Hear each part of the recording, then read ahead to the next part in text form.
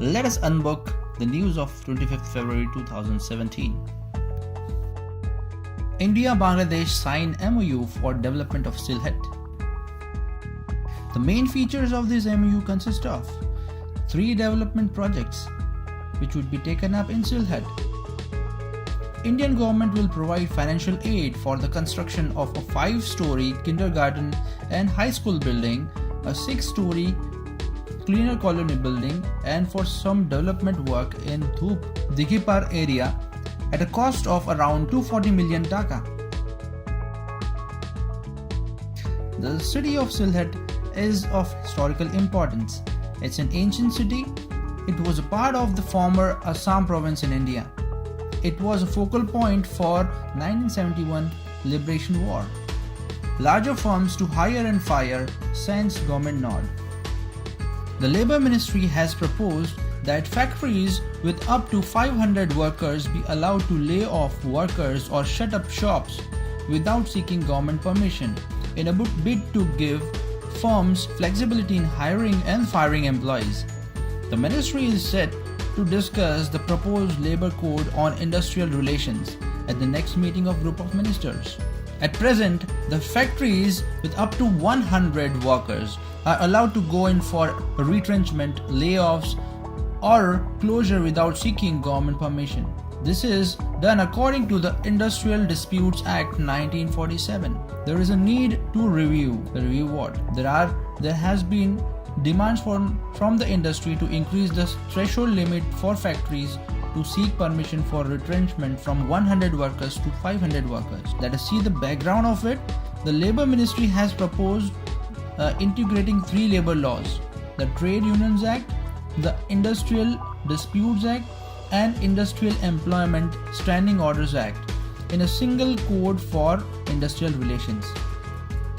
It is also proposed allowing factories up to 300 workers to retrench workers or close down without seeking any official sanction. However, the centre had put the proposals on the back burner. There can be implications of this move. Most of the establishments in India, they need not have the government permission to lay off the workers. So, the amendment will only impact a very small portion of the total establishment in the country. All about the seed vault. Let us unbook. Recently, somewhere around 15,000 samples from an international research center that focuses on improving agriculture in dry zones has sent to the vault some important seeds. These seeds were of potato, sorghum, barley, rice, chickpea, lentil, wheat. These deposited seeds are collected from Benin, India, Pakistan, Lebanon, Morocco, Netherlands, US, Mexico, Bosnia and Herzegovina, Belarus and Britain. But what do you understand by seed vault? The Svalbard Global Seed Vault is situated in Norwegian island, around 1,000 kilometers from the North Pole, and was opened in 2008 as a master backup in the world's other seed bank.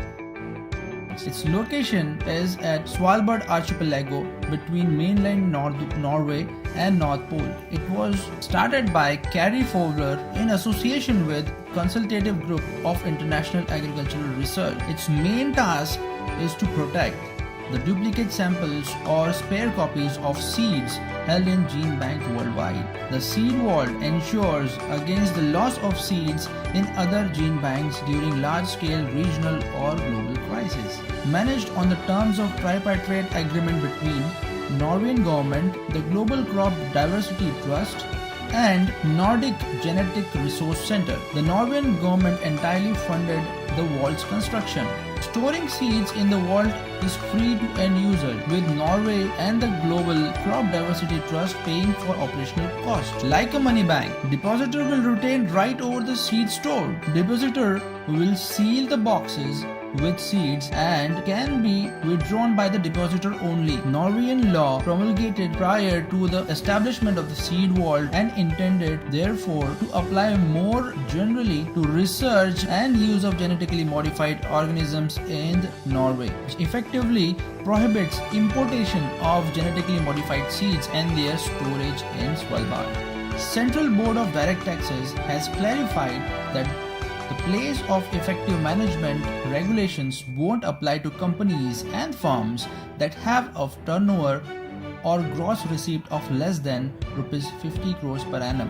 While this leeway was already present in the original regulations, it was not explicitly mentioned in the POEM circular issued by the government. POEM, what does that mean? It means place of effective management. So POEM is a tax framework amended by the government to determine the tax liability of any foreign company that for all purposes is managed from India but do not pay taxes domestically. So PM is mainly used to determine whether a company, subsidiary or a firm really has a base in India, and if all the decisions regarding the running of company are taken from India. If POM test proves to be positive, then the companies have to pay the tax domestically according to the domestic tax law.